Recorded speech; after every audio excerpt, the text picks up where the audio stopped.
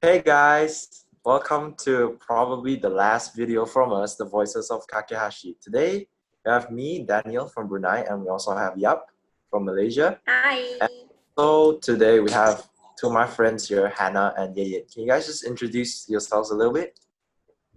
So I'm Yeyint. I'm your host from Myanmar. I am a bit sad that this is our last video, but anyway, welcome again to Voices of Kakehashi. Hi, I'm Hannah from Philippines. I'm from first batch. And sad to say this is the last video for now. So, yoroshiku. Yep, yoroshiku.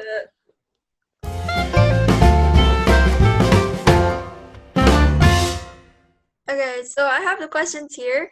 Our host gave it to me for now. So, we're gonna start with the first question, dealing with the last month before we left to our own countries. Did you guys felt any kind of fear or worriedness before you go back to your countries, or any stories? Okay, the thing is, months before going back, I feel like that was the time where I got learning Japanese, I got fluent in it and got better at it. So it's like the phase where you get used to your life in Japan, but it's also the time where you're about to go. So I felt like time was not enough. Yeah. I think Yeyint can relate, right? Yeah, because also for me, I commute to school, like I said in the last video. I was also very used to my friends. I made really good friends there, and I had a really good relationship with my host family too. It's like we've become a family, you know. So we had this attachment with friends, families, and Japan itself. And yeah, it was as the months drew closer, it felt kind of, sad that we'll have to be leaving soon. Also, I didn't feel homesickness at all. So Easy. yeah. How about Yeyint and Daniel, since you guys were the second batch, so your trip was kind of cut short by the COVID. How did you guys deal with that? I mean, I heard that you guys suddenly had to stop school, and then you didn't had a proper goodbye with your classmates. So how was it? Can It you was just explain? like a night's notice. They just noticed us and told us that we have to go back in this date in a week. So I feel like a lot of plans were canceled also, which really sucks. But I got to say goodbye at least. Some people I heard they didn't really get to say real goodbyes. Yeah, at that's least I the got hard to say part. quick goodbyes. For me, my city, there weren't any coronavirus patients yet at that time, so I was able to actually follow the social distancing rules and go for a quick bite to eat with my friends. I was really grateful for that. I was really thankful that my host family gave me the permission to go out and hang out with my friends just for a while. But I also feel really sorry for the other exchange students that didn't get to say goodbye to their friends. I think it's pretty harsh for them as well.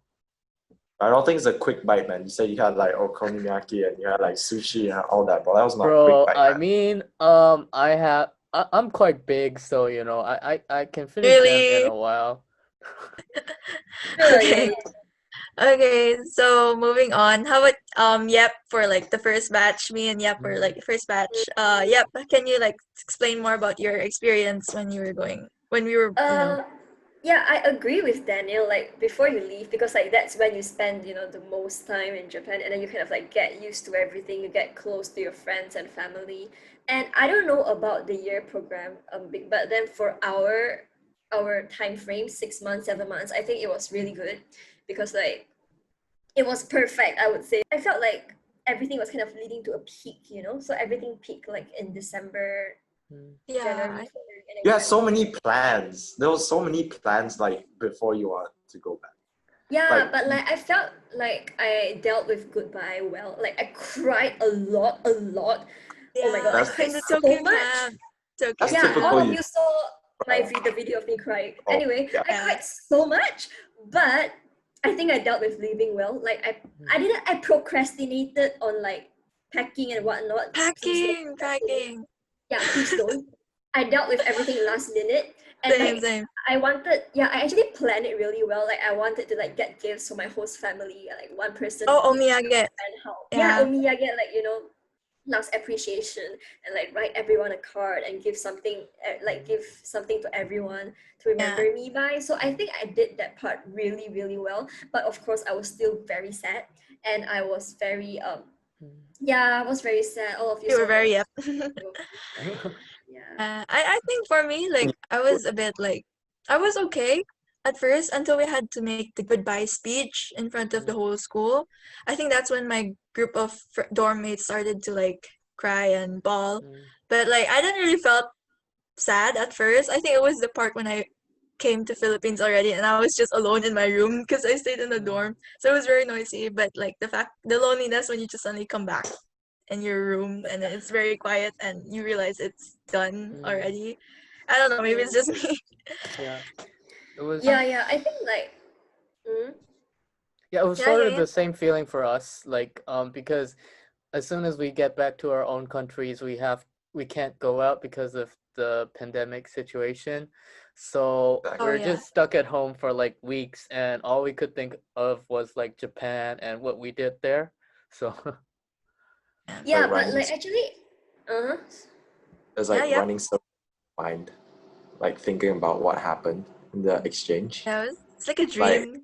Like, it's like it was like woke up. You just woke up and it's like, was it all a dream? Yeah. Exactly. It's just like I feel like after you come back, it kind of feels very surreal. Like it feels like it didn't even happen to you. It feels like that memory happened to like another person, and like that life just seems like so far away. You can't you don't it's just super different, and I think that feeling was really interesting. But like I also think that Yeyint and Daniel, the fact that you guys actually got a lot of time to yourself is a good thing, because like I was forced back to school pretty quickly after I returned. Same. And I definitely would have liked some time to like reflect, but I didn't get that. So I think it's a good thing. Yeah, actually. So like speaking of leaving, how did you guys deal with the culture shock back in your country? Reverse culture shock. Reverse culture shock. Okay. For me, like it was very apparent. Like it wasn't apparent. It was subtle, but like it was very noticeable to me. Like no matter what I said, people reacted differently. You know, like if I say something in Japan, people react like, "Oh, suka," and then you come back and it's like the reaction is very meh. Oh, that's meh. So people react differently to so much stuff. Like you have to kind of like get used again to being in your own country. Yeah, I feel like the big difference of how Japanese people react to what you say and how the Southeast Asian, like the countries that we're in, and how we're all Southeast Asians. It's like different. It's really different. For me, I don't think there's like big like changes or like culture shocks that I realized, but one thing, like my mom straight away like scolded me was like slurping, man. I didn't even realize, I slurped my noodles. And everyone looked at me and I was like, what did I just do? You know, like eating dinner, right? It was like, I think it was the second night we were eating noodles and I just slurped my noodles and then like everyone just stopped and looked and I was like, what did I just do? Interesting. So I messed up, man. Yeah. That was the big. So Daniel, did you like fix your hair? Your hair is up now. This is something new. Always no, just kidding. So for me, like what I faced like when I came back to my country is like probably the food. Like when I was in Japan, like I tried spicy food in Japan and like I ate it with my friends or in front of my host families and like, you know, I'm like the spice god or something. Like they're all like Wakaru. Yes. They're all like, oh my god, you can eat like spicy food. Wow, like that seems so spicy. But when I get back to my country, I'm just this little weakling. Like I couldn't even eat like one chili. And all my friends, they would laugh at me and they're like, oh, dude, so Japanese, whoa, or something like that. Yeah, actually same. Yeah, I get you. And also, I think yeah, Yeah. I remember saying like comment and like certain Oh yeah. back here. Yeah. It's like your Yeah, but first reaction. use yeah. Yeah, it's like We just like keep saying yeah by everything, and people are like, what are you talking about? It was like out of like Yeah, it was Japanese like involuntary. say sorry a lot. So Yeah, true. So like oh, when there I was like sumimasen everywhere. and also the thing like hi like instead of saying like in Burmese hi is actually like we say hope. So like instead of saying my own language, I would say like hi. Oh yeah, and yeah. and like Yes. you know people thought I was legit like weird, man. Like even when I go out with my friends, like people would like I would say like gomen or something when I hit someone accidentally. Yeah. And when I bump into someone or something, and like they're yeah, quite an experience.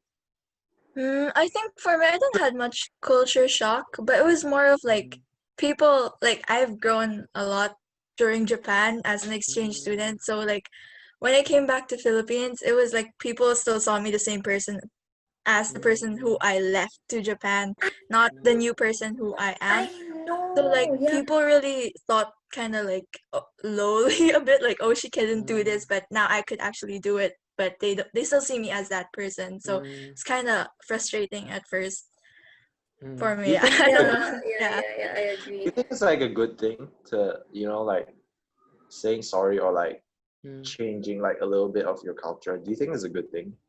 I felt like it makes you become like more polite. Yeah, I Correct. do feel the same. I do feel like we have a lot to learn from the Japanese culture and their ethics as well. Because saying sorry, like apologizing became like involuntary to me when I after I came back from Japan. And I mean, yeah, you shouldn't overdo it, but but to an extent, I think it's a pretty good thing to follow and put it in your books. Yeah, I agree. Like fun fact, I actually became much more hardworking and I really tried. Yeah. Like I actually studied really True. hard like after I came back from Japan. Yeah, I think I also got that trait of the Japanese working harder. I cannot the- relate much. Really, Seriously, you're a hard worker, the yeah. teachers in school Uh-uh. tell you though. You know, my teacher asked me like, "Is there something wrong with you? You've been studying so much." Is there something wrong with you? She said that. Yeah, like the teachers Oh my like, God. Isn't that like every Mm. teacher's dream for their students? it's like you change so much that the teachers like shocked. What's wrong with you? Like that. Let's see. So like this is like a question that's unrelated, but like did you guys like gain weight or did you guys lose weight? Because like for me, a lot of people gain like 10 kilograms. I gained 6 kilograms there. I gained weight. I gained so much weight. I look so fat. Oh my god. To my surprise, I lost weight. Oh yeah, it was so like that. So what do you say? No, So when like I this. was so chubby, like when Yeah. when I was like when I first arrived in Japan and all that after the camp and stuff, I was like basically a ball of like I looked like a puffer fish, like with my hair and my cheeks and all that. But then like after I joined the club activities and all that, damn, I had to run like 3 to 4 hours every single day, jump, run, because I joined the basketball club. And also I had to cycle like to school and then back home every day was leg day. every day. How many minutes? So, How many minutes cycling? like 20 minutes, I think I mentioned in the last video. And Yeah. it was pretty I got used to it. And then like when I was before the exchange, I was like 72 kilograms or something. After the exchange, I lost like what 10 kilograms. I don't know. The heck! No. Oh my to like god! I went to like around 62 to 65. It was like a lot. Like I was surprised. Oh like, my god! surprised. What? Yeah, I joined a sports club as well, but I still ate way I too much, and gained. that actually outweighed my exercise. Yeah, you know what's your problem? You eat this much and you exercise this much, so it's the same. but then Really? you add a little word more. I So, gained like, weight, okay? Yeah, I like my guess, uniform yeah. couldn't fit anymore by the end of the wait, most exchange. of us gained weight. Come on, most So of my us LP gained. was like just suffer a bit until the end. Sorry, my dog. Shrank and I ate more. And it was I She's so guess, passionate. yeah, we had our glow ups. Oh yeah, we or all look better. or glow Look better downs. now. I'm sorry. Yeah. So like speaking sorry, my dog. So like speaking of having the best exchange of our lives, did you guys have any regrets that you like wanna share so like future exchange students could like learn from our mistakes and have the Yeah, best, good question. at least try to have the best? Mm. Mm. I think I'll Um, start first. Okay. Alright. Daniel, you want to go? It's fine. I think talking about regrets, right? Yeah. It also tells you to actually, because it's really new. Mm. Like when you go there, it'll just be the first time for everyone. So try to do your best. That's my best advice. In like everything you want to try, give yourself a goal that you want to achieve. Like throughout, don't just go in empty-handed, but like something that you want to achieve and try to achieve it, and just do your best in everything that's been given to you, and Yeah. also every opportunity to learn something new. Come out of your Yeah. comfort zone, and like you will not have any regrets in the end. I feel like, because for me myself, I don't think there's any regrets. And just do everything, like just spend that time wisely. Yeah. How I about guess, you, yeah. Yeyint? For me, like Daniel, I also didn't have any regrets. Piece of advice I want to give you guys is that like, don't back out on something too easily. Just because you haven't experienced it before. I understand that you're in Japan, you're in a whole new land. Maybe you've been there before, but you're experiencing like a whole new life. So it's like for me, I had this mentality like it's now or never. Or like how Hannah always used to say, like you go hard or go home. No, So go big or go home. oh yeah, go big or go home. Okay. Anyway, so yeah, that's the kind of mentality you should have. I mean, it's okay not to say yes to everything, but think carefully, like before you decide on something. I guess that's the only piece of advice I have to give. The other things you will experience it yourself. And every one of us have different exchange. Yeah, we can only tell you so much, but you have to be Yeah. there to like. True. How about okay, you, yeah, Kep? so for me, I actually had like one regret, and that was that I didn't actually grow so close to my friends. I grew super close to my host family. We were like a legit family. Like we were very, very close, as much as human being can be. But like, I don't know, with my friends, I wasn't that close. And at the end, I would say that I kind of withdrew from certain friends. So so that was one regret I had. But otherwise, I think I really, really did a really good job. Not a good job, but I made the best out of my exchange. And one thing I can share with the future kakehashis or future exchange students is that maybe you can set like really tiny goals for yourself. For example, in September, I think in August or September, I made it a point to like every morning to say like hi, ohayo, good morning to my friends in school, as many people as I could, and I did. And also, I think it helped that I really had the best possible mindset. I constantly thought about my role as a kakehashi, as a bridge between cultures and whatever. I knew that I wanted to get close to the community. I knew that I wanted to make the best out of my exchange, and that mindset really helped me, I think. Yeah, so I think the most important thing is still your mindset. Yeah, I think for me, it was, I had no regrets because like I had that realization during like the last 2 months before we ended. So I think that's the time when I really stepped up my game and like really brought myself together and did the best that I can do. And just like, because when I go back to Philippines, it's that chapter of life is gonna be gone, and Yeah, these definitely. people, I won't see them anymore. But apparently, I'm still video calling them. So yeah, it doesn't really end. So sometimes, like, I think I would say to you guys, it's just like you gotta sometimes realize that you're the main character of your own story. You're not like the side character or the sidekick.